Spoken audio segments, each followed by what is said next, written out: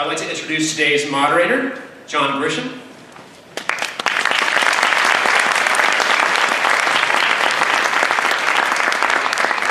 You likely know John very well as the author of 31 novels, one work of fiction, of non-fiction.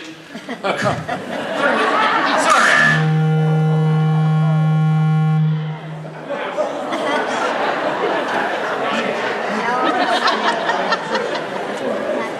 You're awake now. It's great.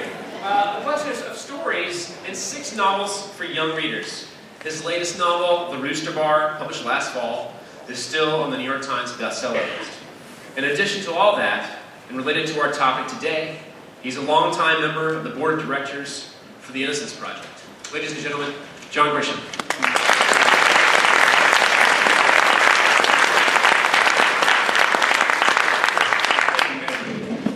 Thank you, Matthew. I'm delighted to be here today to act as a moderator for these 4 authors. They've written 3 books that are serious, saddening, and incredibly fun to read. I've read all 3 of them in the past couple of weeks. One book, the first book we'll talk about, is a story I've known about for the past 10 years. It's a story out of Mississippi. And for at least 10 years, Tucker, the first writer, a friend of mine from Oxford, and I talked about the story. We sort of lived through it together.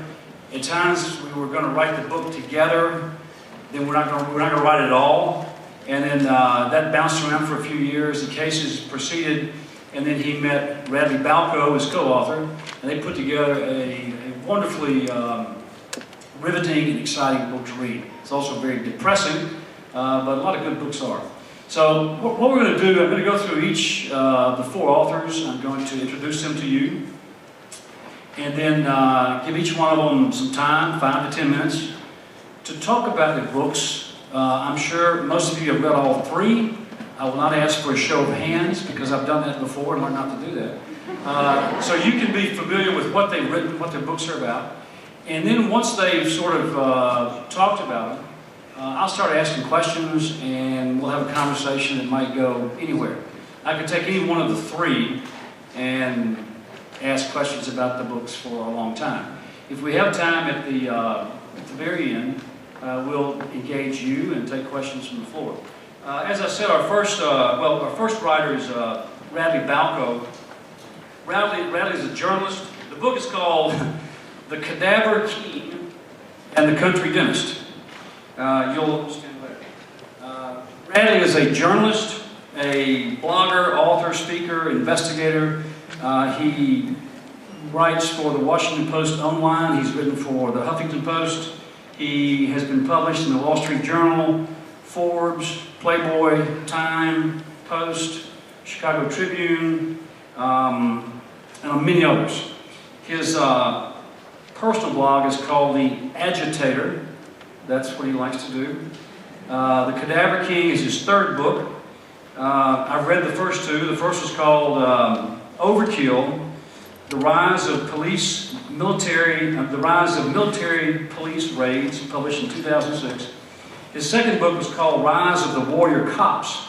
He published it in 2016, and I plagiarized shamelessly from Radley's book, this book, when I wrote a book called Rogue Lawyer, because it was a subplot involving a SWAT raid gone bad. And I just borrowed from Radley and kept waiting to get a summons for a lawsuit, but he never sued me, or he hadn't yet anyway. He's won several awards, and this is one he won a few years back from the LA Times. The award was called the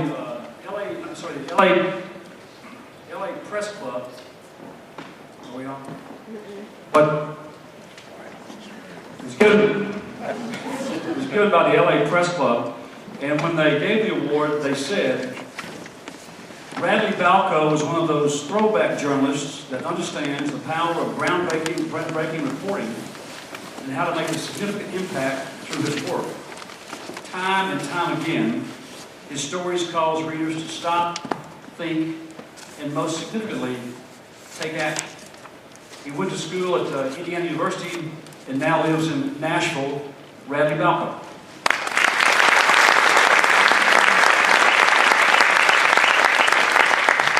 partner and co-author is Tucker Carrington. Tucker is my buddy. We've been friends for about 10 years.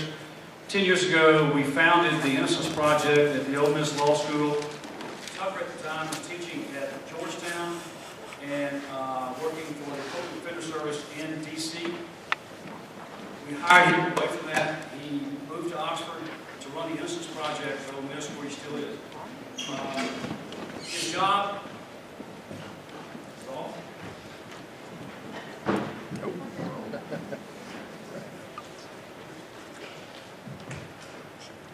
Check.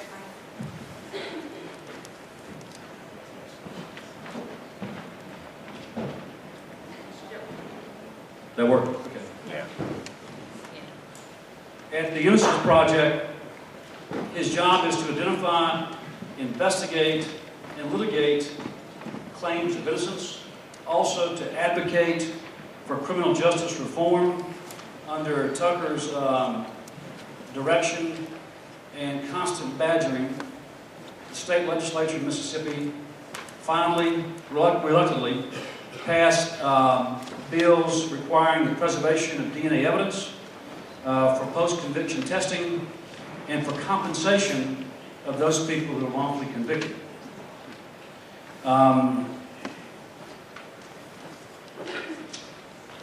Tucker grew up in Richmond, went to St. Chris. He's been at the law school at UVA since, as I said, for the past 10 years. Tucker?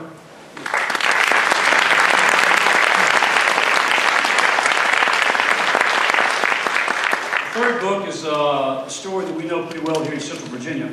It's called, the book is called Far, Far Better Things, written by Bill Sizemore. Bill is a native Virginian, a career journalist. For 43 years, he wrote for the Virginia Pilot.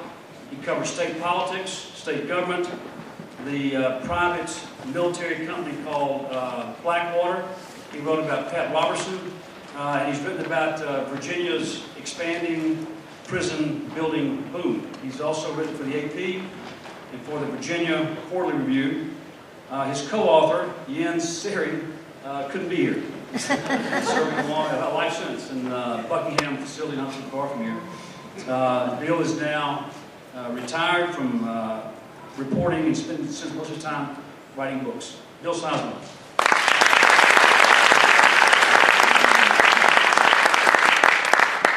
The third book is by Brandon Garrett. Brandon's been a law professor here at UVA since 2005.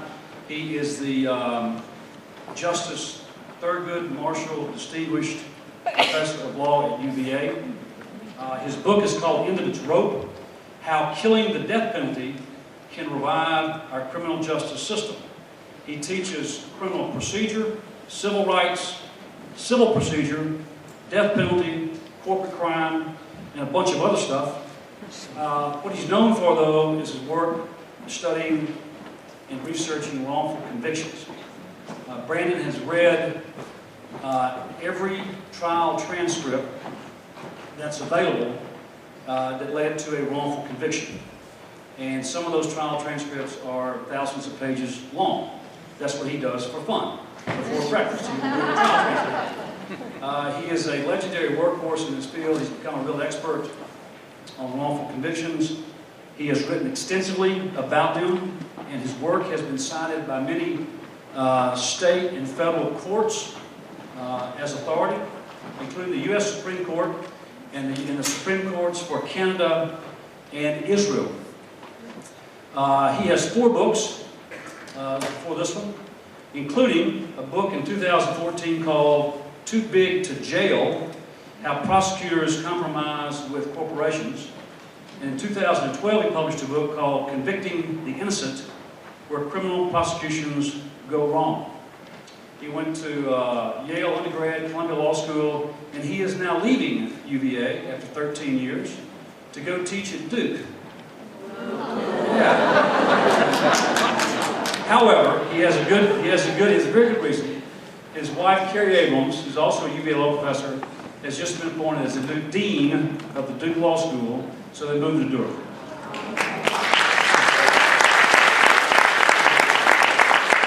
So at this time, I'm good. Yes, ma'am. Before they start can you raise your hand if you have an empty seat? We need to fill in the seat. Empty seat, raise your hand. Good.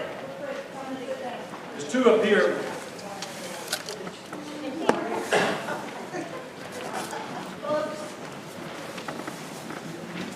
That says do not sit, doesn't it? Where you're sitting? Why can't we sit there? How many you need, Nancy? Yeah, we need one. There's one right here. Okay. Okay.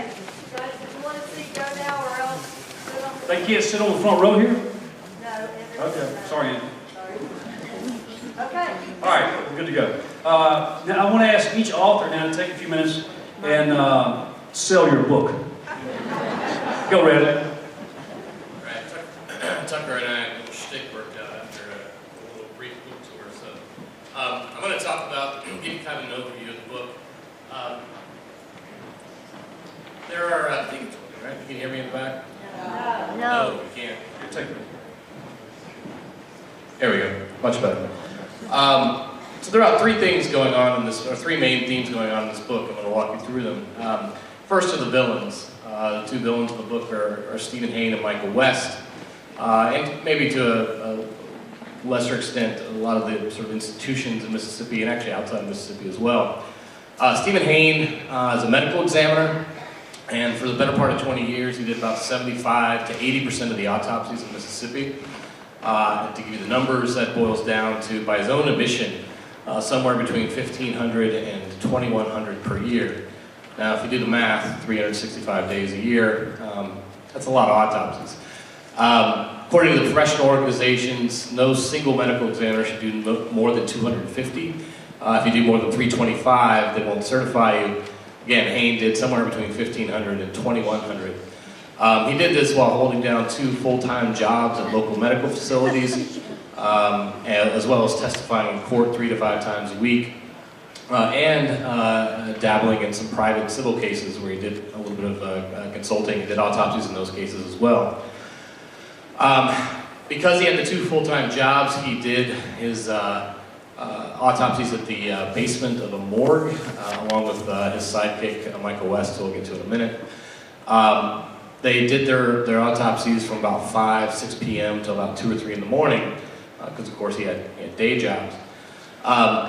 It was a very sort of macabre operation. One of my favorite quotes that unfortunately did not make it into the book, but there's a former crime lab director in Mississippi who had visited the practice at one point, and he, with a couple of his assistants, and this guy had been hired from out of state to sort of clean up the crime lab. He said he was astonished. He said when they got in, they had about 5 or 6 bodies open at once, and they were smoking cigars as they were doing the autopsies. And at one point, they decided they were hungry, so they sent out for some pork sandwiches. And the quote this guy gave me, which I have published elsewhere, but didn't make it into the book, was he said, I stood there in disbelief as they smoked cigars and ate pork sandwiches while someone ran a bone saw on the skull of a crack prostitute. Now, if you've seen a bone saw, and I've seen them as part of my job, I've viewed autopsies being done. There's a little vapor that goes up in the air. Those are bone fragments that then settle back down on the room, so you can sort of figure out what happens if you eat a sandwich in that room. So Hayne, not only did he testify in a lot of these cases, his work was sloppy because he was doing so many autopsies. There was a case where he carefully noted the weight of the uterus and ovaries in a body that turned out to be male. But he also came to dominate the system, the autopsy system down there, because of the way the system was structured, the way the incentives were structured. They were structured in a way that somebody who could tell prosecutors what they wanted to hear to get convictions was going to get most of the referrals, because they were done on a sort of case-by-case basis. And so we also get some really improbable testimony from them. One of my favorite examples is there's a case where a 13-year-old boy was on trial for being tried as an adult. And the prosecutor's theory was that the boy and his sister got together and waited for the sister's husband to fall asleep, and then they killed them together, and they held the gun and pulled the trigger together. Now, that may or may not have happened, who knows. But Dr. Hayne got on the witness stand and claimed that he could tell by the bullet wounds in the body that there were 2 people holding the gun that fired the bullets. Now, again, sort of mull that over in your head for a minute, and the ridiculousness of it will present itself. So that's Dr. Hain. Dr. West was his sort of sidekick. Dr. West was a dentist who had a practice in Hattiesburg, Mississippi. He became kind of a jack of all forensic trades. He specialized in bite mark matching, but he branched off into tool mark matching, fingernail scratch matching, pore pattern analysis, video enhancement expert. Just sort of, he claimed to basically see things that nobody else could see. And he claimed to have perfected this method of using ultraviolet light and these yellow goggles, and you could see bite marks and other indentations in skin that nobody else could see, and he could match them to somebody's teeth or a gun or a purse strap or somebody's shoelaces, to the exclusion of all other people on the planet. And he humbly named this method that he invented the West phenomenon. And where Hain, you know, they were sort of, they complemented one another. Hain was sort of confident, but quiet, but also very sort of slippery, very smart. West was sort of brash and arrogant, and would sort of say kind of whatever he needed him to say. Between the two of them, they basically dominated the system down there. And we're talking about thousands of homicide cases. Basically, about 3 out of every 4 murder cases in Mississippi over 20 years, Hain probably testified in, and West probably played some role in, even if he was generally behind the scenes. The second thing going on in our book is the two kind of guys who wrongfully convicted guys who drive the narrative, Kennedy Brewer and LeVon Brooks. They were each convicted of a separate but very similar crimes in the early 1990s: the abduction, sexual assault, and murder of a 3-year-old girl. They were about 1.5 miles apart. And in Knoxville County, those were the only 2 crimes of their kind in ages.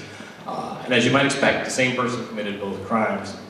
However, the police, with Hain and West's help, got the wrong guy in the first case, which means the killer went on to kill again, and then they proceeded to get the wrong guy in the second case as well.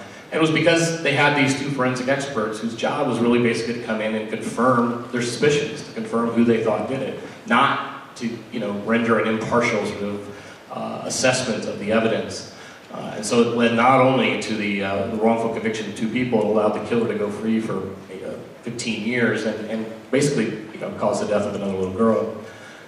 Thirdly and finally, we try to explore in the book is just the broader themes about how this could be allowed to happen. You know, this is a book that's an indictment of Mississippi and to a lesser extent Louisiana's criminal justice system over a 20-year period. But there are also federal courts that are supposed to oversee this. There are, media, journalism outlets are supposed to be watchdogs, professional organizations, national organizations that should have stepped in and didn't. And so we kind of look at the broader picture of how bad science, how bad forensics gets into the courtroom in the first place, and why our court system just isn't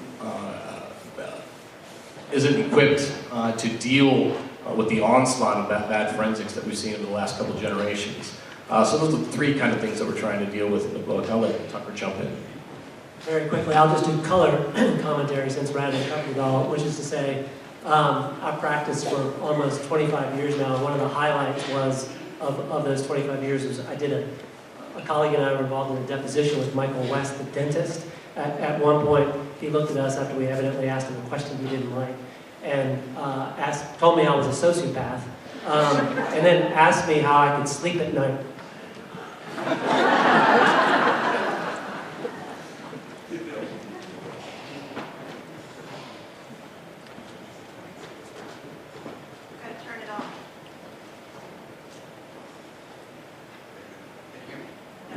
You can't hear me?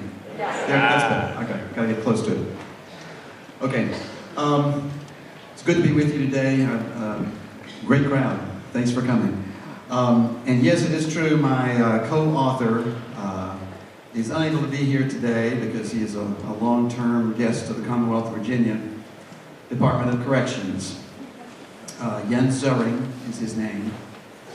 Those of you who are from this part of the state, many of you probably remember the case. Jens is doing 2 life sentences for double murder. The murders, the victims were the parents of his then girlfriend Elizabeth Haysom. The two of them, Jens and Elizabeth, were freshmen at the University of Virginia in the fall of 1984. They were both Eccles scholars, and Jens was a Jefferson scholar. Brilliant, brilliant. Jens was the son of a German diplomat.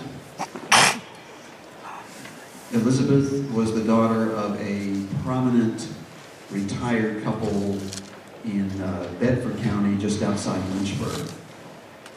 The two of them, Derek and Nancy Haysom, were found brutally stabbed and slashed to death in their home in the spring of 1985.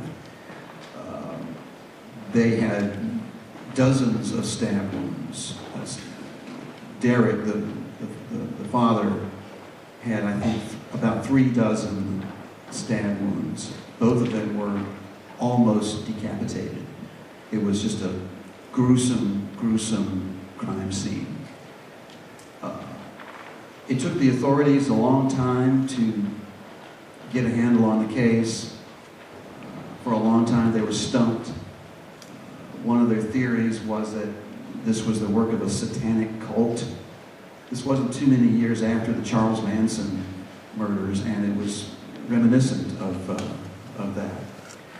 But finally, after several months, the investigators focused their attention on Elizabeth and Jens. They began to question them that fall, the beginning of their sophomore year.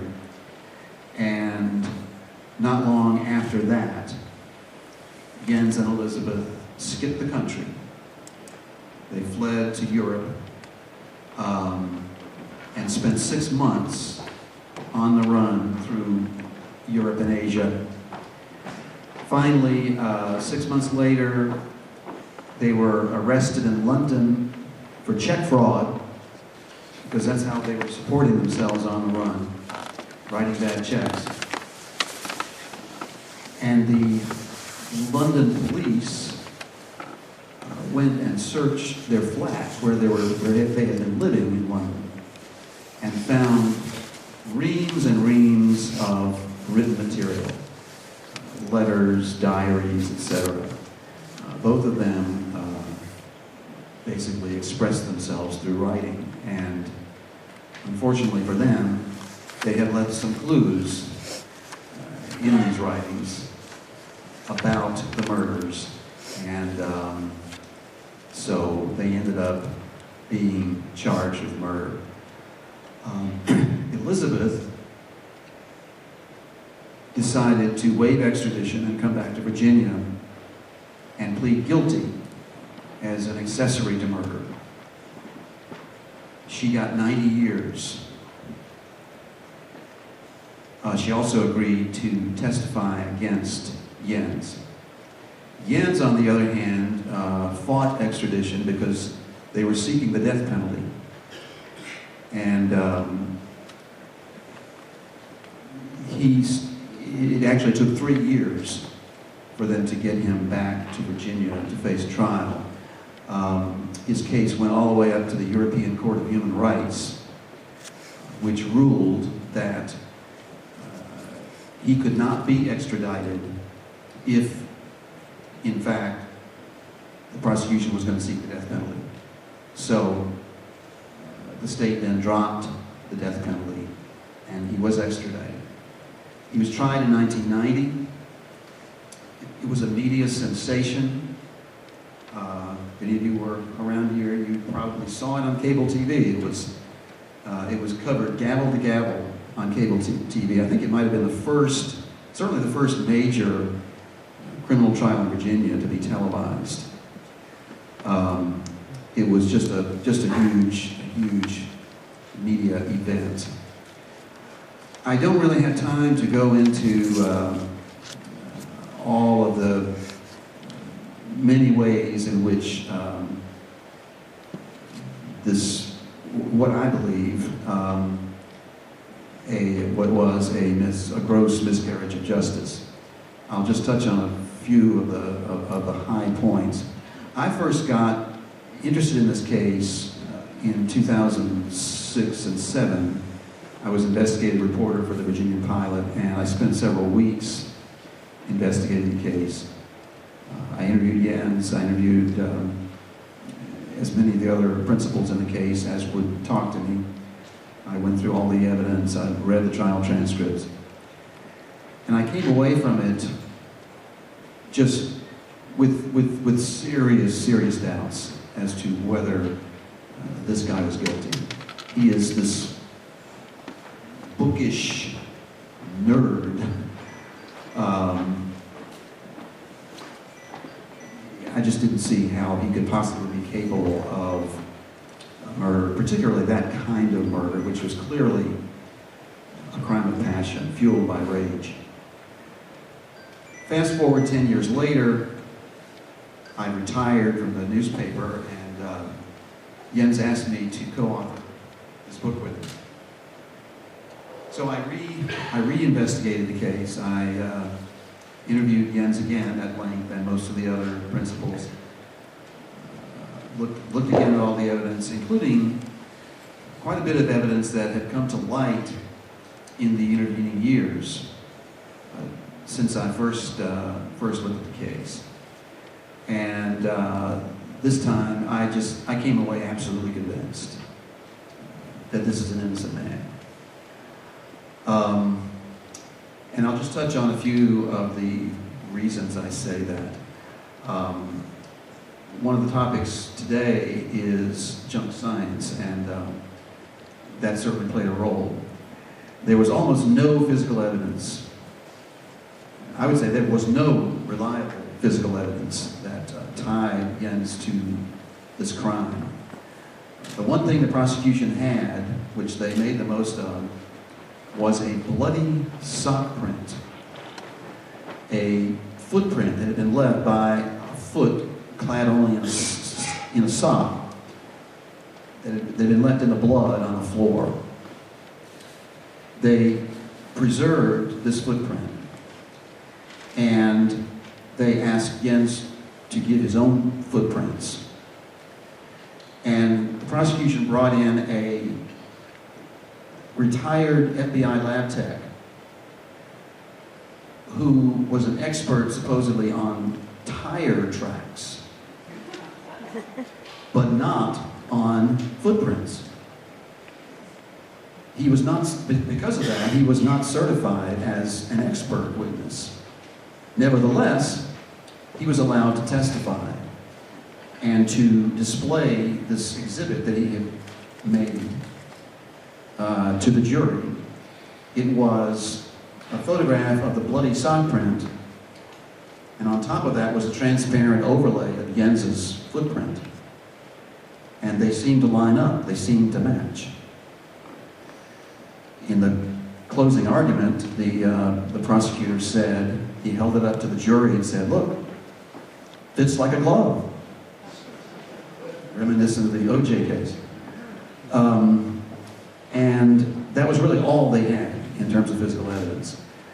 After the jury convicted Jens on 2 counts of murder, one of the jurors was interviewed for the local newspaper, and he said that it was a close call. They were tied 6-6, and the thing that decided the case for them was the bloody sock print. Subsequently, on his appeal, Jens's lawyer easily found not one but 2 actual footprint experts who completely debunked the bloody sock print as just total junk science. They actually found that the bloody sock print was closer in size to Elizabeth's foot than to Jens's. Many other elements at play here. One was the judge, Judge William Swain, who just died a few months ago. Turned out that he had been a good friend of the brother of Nancy Hasten, one of the victims, going all the way back to high school and college. But he refused to recuse himself from the case. Jens's defense lawyer was a guy from Detroit who knew nothing about Virginia rules of procedure, and in fact ended up being disbarred shortly after this, and confessed that he had been mentally ill at the time of the whole time of this case. Possibly the most convincing evidence, and this has just come out very recently, was the DNA. DNA science was in its infancy at the time of Jens's trial in 1990. It wasn't used in criminal trials at that time.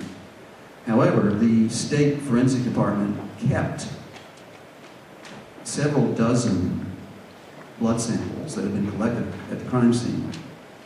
And years later, as DNA science got better and better, those samples were DNA tested. And the bottom line is none of those blood samples came from Jens. He was definitively excluded as the source of any of the blood at the crime scene. Moreover, the analysis indicated that there were not one but two unknown males, men, who had left blood at the scene. This evidence just completely undermines the prosecution's theory of the case. Jens had type O blood, and several of these blood samples were type O. Neither of the victims had type O.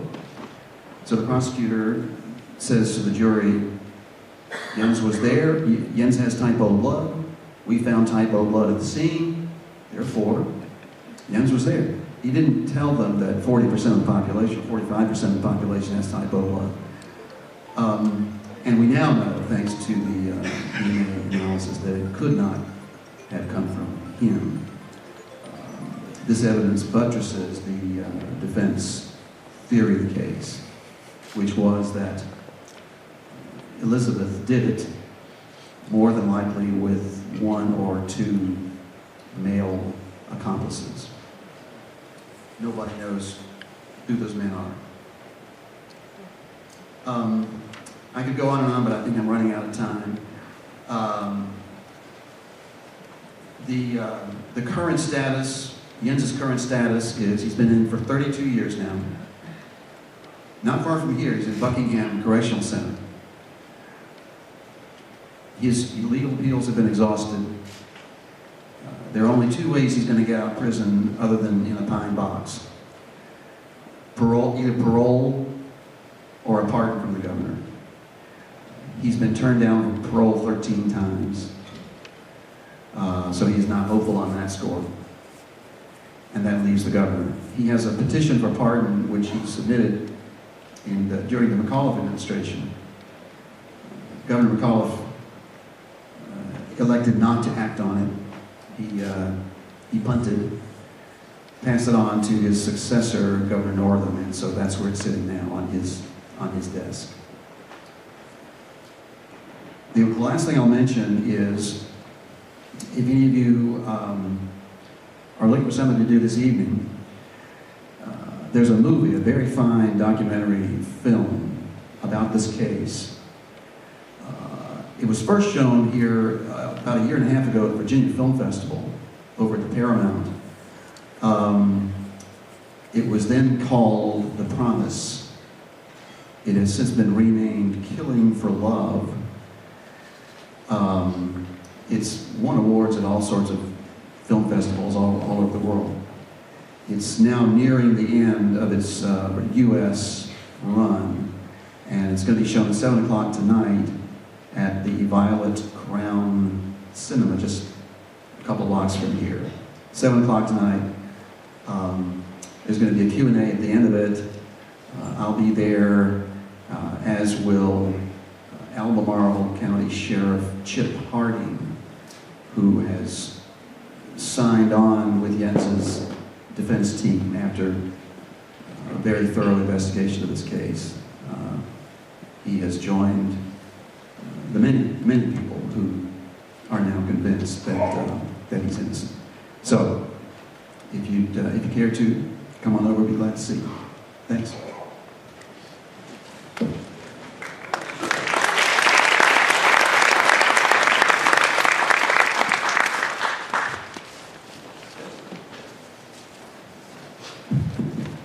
All right, Brandon. So, my book has this cheerful springy cover. We'll talk about something a little bit more optimistic, maybe, than what we've been hearing so far. It's a different type of whodunit than the whodunits we've heard so far about. It is working. I think I just need to hold it closer. So I'm going to tell you about a different type of whodunit.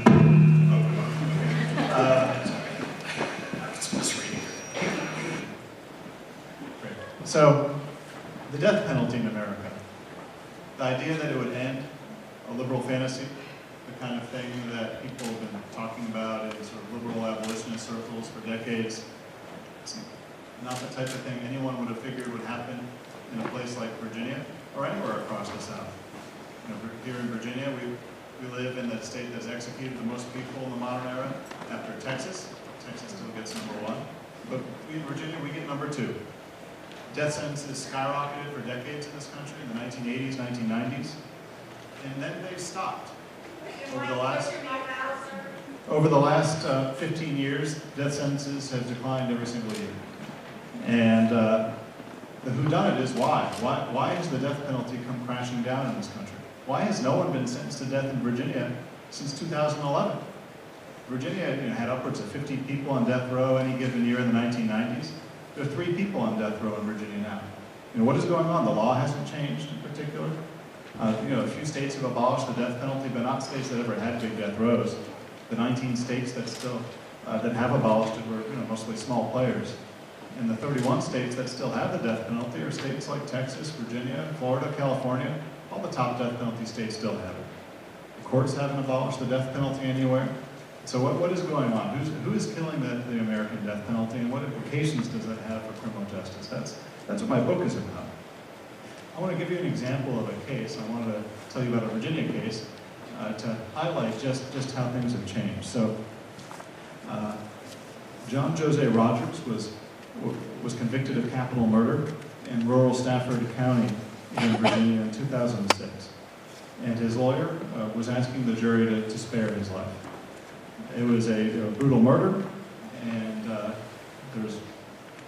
didn't take the jury long to deliberate about his guilt, although the lawyers tried to raise some questions about whether he was the one who committed the murder.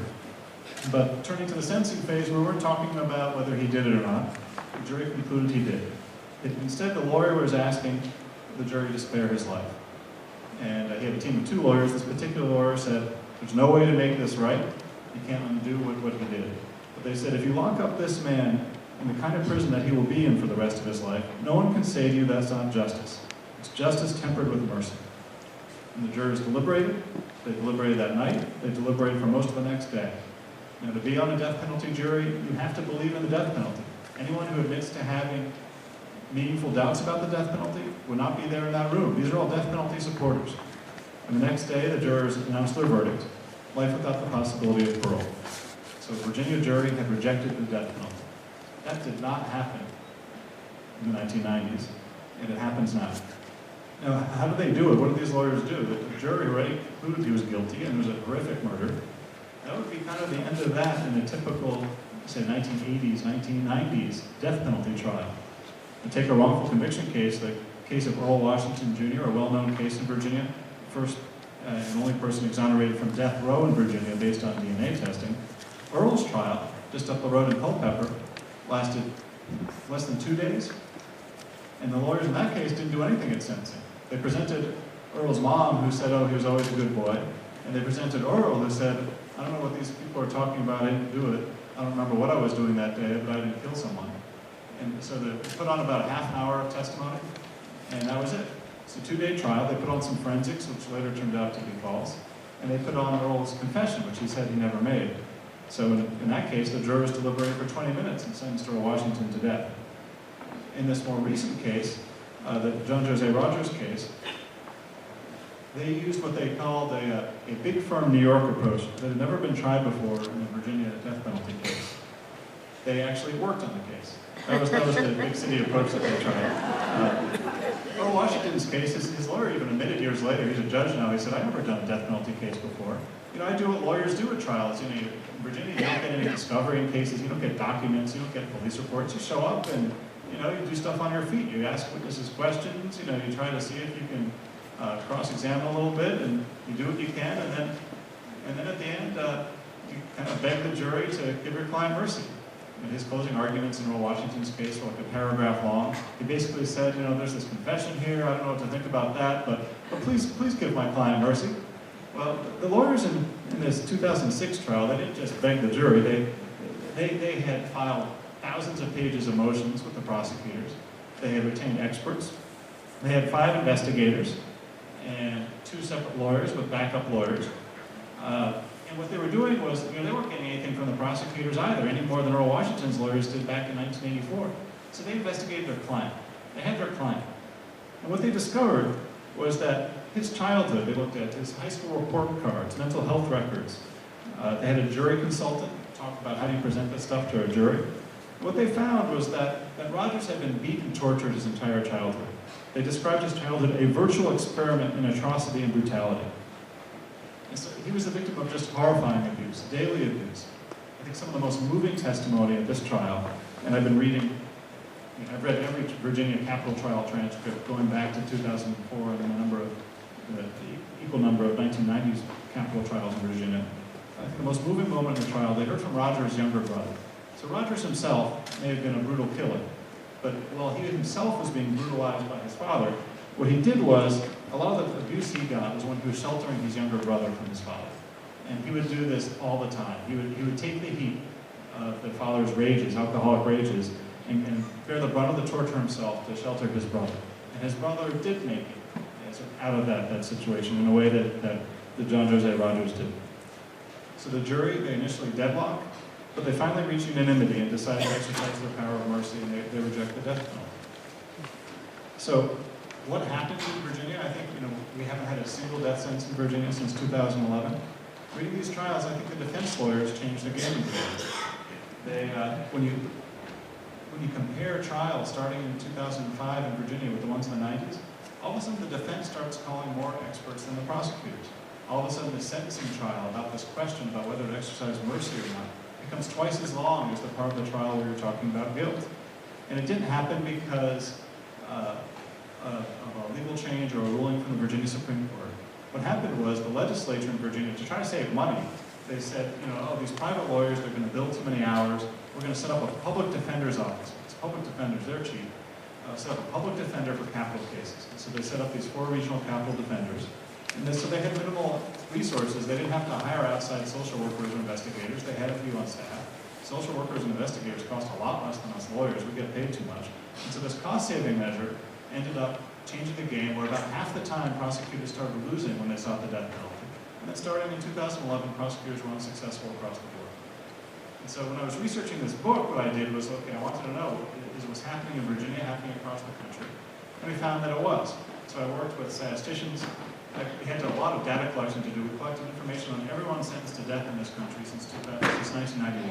So there's almost 5,000 capital cases. Just as of yesterday, actually, all the mapping that we did of all this data is available on the website, endofitsrope.com. When you look at these maps, you see that the rural counties, like Stafford, where John Jose Rogers was tried, fall off the map. So no one gets sentenced to death anymore in rural counties in this country. It's incredibly rare. Instead, the death penalty has retreated to places in Virginia like Prince William, to more urban counties, places like Houston, Harris County, Texas, Los Angeles. I mean, if you told people 10, 20 years ago that LA, that's where the death penalty is, people would say, come on, this is like a rural, red state, heartland America phenomenon. Conservatives who believe in tough punishment get what they ask for in rural counties. No. Now it's urban counties. It's because it's more expensive to get the death penalty now. But what we also found is that states that created a statewide office like in Virginia, those are the states that have dropped almost zero in death sentencing. North Carolina did the same thing. They have almost no death sentences. States like Florida, like California, where you still have a judge appointing a local lawyer, maybe one not known for with a reputation for being particularly effective. States that had this court-appointed systems where anyone can be appointed to a death penalty case, they still see a fair amount of death sentencing. That said, states like Florida, it's a more complicated whodunit. States like Florida and California, they also declined. All the states started to decline starting in 1999. And what happened was that murders declined in this country. Homicides across the country, along with all other types of crimes, started to decline starting in the mid-1990s. And that could be, oh, well, okay, so it's not defense lawyers, it's murders. If you have fewer murders, you have fewer death sentences. That's rational, that's good, that should make us feel comfortable. And maybe if murders shoot up again, things will change. Well, it's not so comfortable, unfortunately, because using every kind of statistical model we could think of, we asked, well, is it the counties that have more murders, that have more death sentences? And the answer was no. Over time, particular counties react to murder rates in their own county, but it's not the counties with the most murders that have the most death sentences. And number two, we found that there's no connection in any of these models between murders where the victims are black and death sentencing. It is a white lives matter phenomenon in this country. And unfortunately, there are a disproportionate number of murders that have black victims in this country. But there's no connection. Instead, counties react to white murders by sentencing more people to death. And in fact, that racial bias in the American death penalty has only grown over the last 25 years. Even as the death penalty has fallen, we see the most death sentences today in a handful of counties around the country, and really a handful. There are only not many more than a dozen counties that regularly sentence someone to death more than once in a 5-year period. It's a really tiny number of counties that are still doing death sentencing, but they're the ones that are reacting the most to white victim murders. The second thing that they're most reacting to is just the muscle memory of the prosecutors that like to see the death penalty. And so it matters enormously what county a murder is committed in, and whether it's a county where prosecutors have sought the death penalty before. We saw this enormous effect in the statistical research of just being a place where people seek the death penalty. And so here in Charlottesville, prosecutors don't seek the death penalty. In the county, they sometimes do. But in either place has there been a death sentence in the last 10 years. And so it's really unlikely that any murder, either in Charlottesville or the surrounding county, would result in a death sentence. But if you look to a place like Los Angeles or Orange County, California, where every other year there's a death sentence, enormously, more than 50 times more likely to have a death sentence in a place like that. So where does that leave us? It leaves us with a death penalty it's highly arbitrary. It reflects these counties. It's also not, it's a tiny thing today compared to how it was. We have more than 10,000 murders a year. And last year we had 39 death sentences in the entire country. And we don't really have death penalty states anymore either. We have a few counties scattered around the country. But the last thought I wanted to leave you with, and there's a lot more to talk about in terms of who did it, who killed the death penalty. I don't think innocence did kill the death penalty. And I thought I might find evidence of it. And so what I did was I looked at states and what are the death penalty states that have had exonerations, and what years do those exonerations occur? And maybe you see some effects, some relationship where states like, after Virginia had the Earl Washington exoneration, that got a lot of press. Were there fewer death row death sentences in the years following that high-profile exoneration? Or how about a state like Florida, which has been hit by a record number of death row exonerations, more than 40 of them? Did those exonerations take their toll on Florida death sentencing? What we found is no effect at all. That the states that sentence more people to death have more death row exonerations. There's just a fixed number of people that are sentenced to death that are innocent. And so that I think is really troubling too. That tells us something about the death penalty as well, things that aren't affecting death sentences. And one of those things that doesn't seem to be affecting it is innocence. As big a problem as that is in this country. So I'll stop there, but this is supposed to be the optimistic portion of our discussion. And the good news is that on its own, without the courts doing it, without lawmakers doing it, the death penalty is running to the ground. It's a sinking ship. And it's because of people, jurors turning away from the death penalty when they hear the full story of even a murderer's life. And I think that says something really powerful about our capacity for mercy in this country.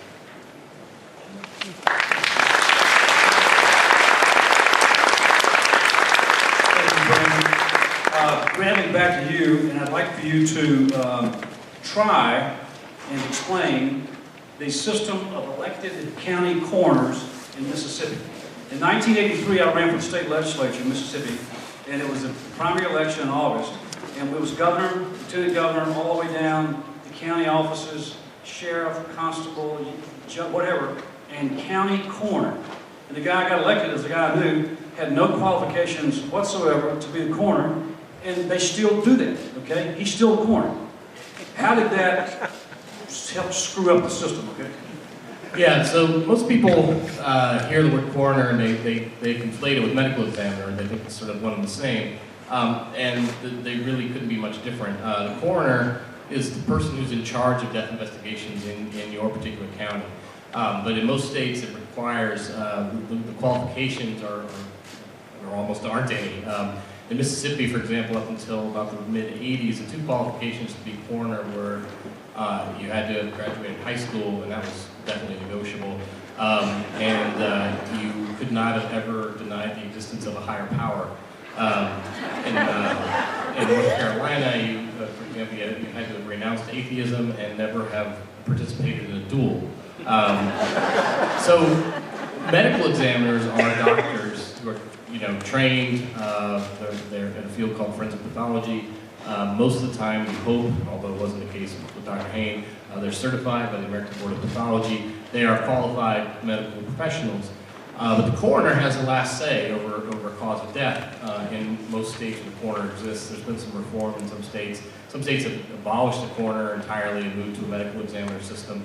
But it's really this antiquated public office, and we did some research for the book and looking into its origins, research I find fascinating. Some Amazon reviewers apparently don't, but it dates back to English common law, and the coroner came to be in charge of death investigations almost by accident. It was the original duties of the coroner were to keep the pleas of the crown. It was called the crowner, which then evolved into coroner. But the pleas of the crown were basically the coroner's job was just to collect money for the king in any way you could possibly imagine it. And at some point, they discovered that a good way to collect taxes is when people die, and to impose a death tax. And at some point, it became necessary to investigate the cause of death in order to collect the appropriate taxes on the death, on how the person died, whether it's from the surrounding villagers, family of the murderer. And almost by accident, the coroner in England became the person in charge of death investigations. That's what we inherited over here. The early coroners in the U.S. tend to have qualifications like has a wagon that's big enough to haul bodies. That was a major qualification for coroner early on. And so Mississippi, At least they still have coroners.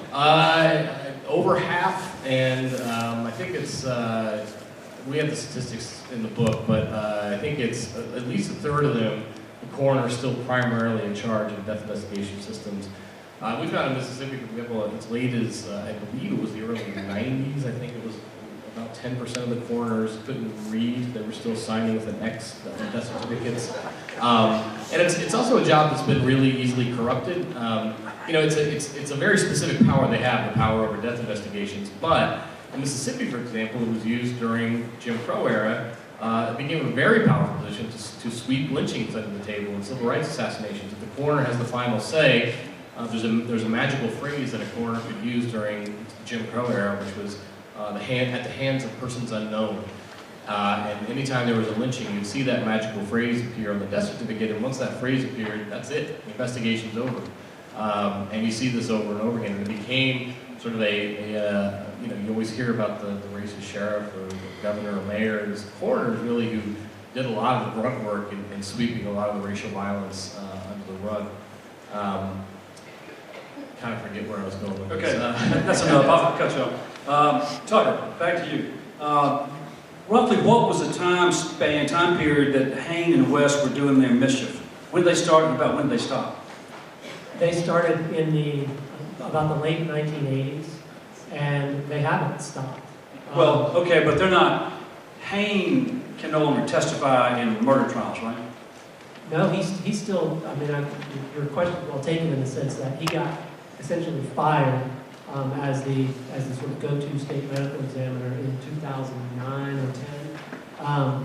At which point he sent out a letter to defense attorneys saying he was now available to do defense work, and he still testifies from time to time. Michael West, the dentist, as far as I know, hasn't testified and hasn't done that type of forensic work in a number of years. And then, in an ironic twist of fate, he has gone back to his clinical dentistry at a prison in southern Mississippi. So, roughly a 25-year period, do you know how many men were sent to death row by these two? How many cases?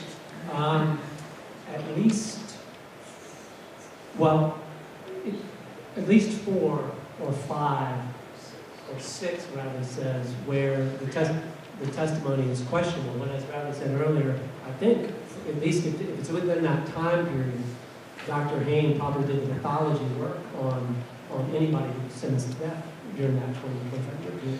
Is there any way to know how many defendants were convicted?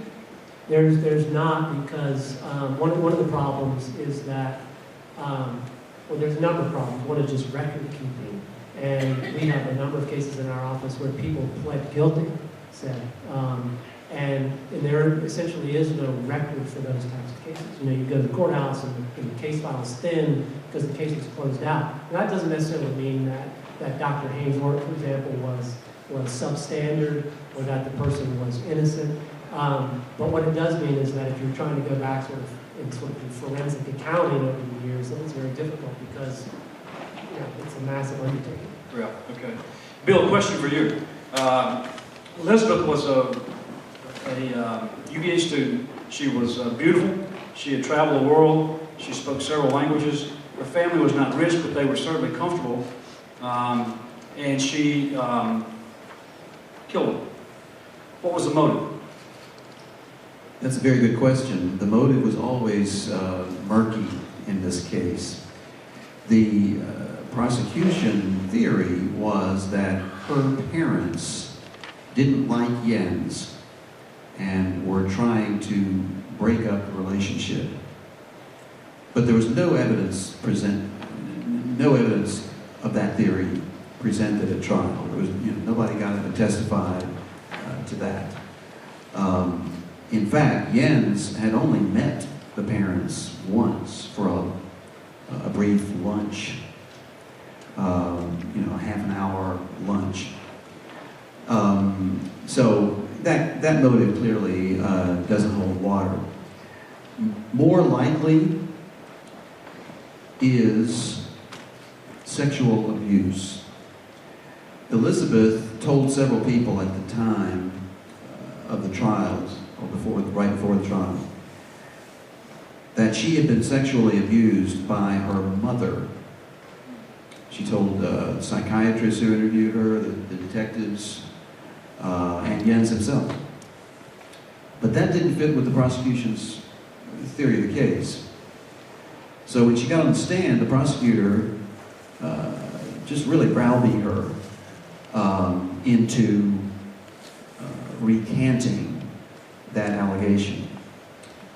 And finally, she ended up saying, okay,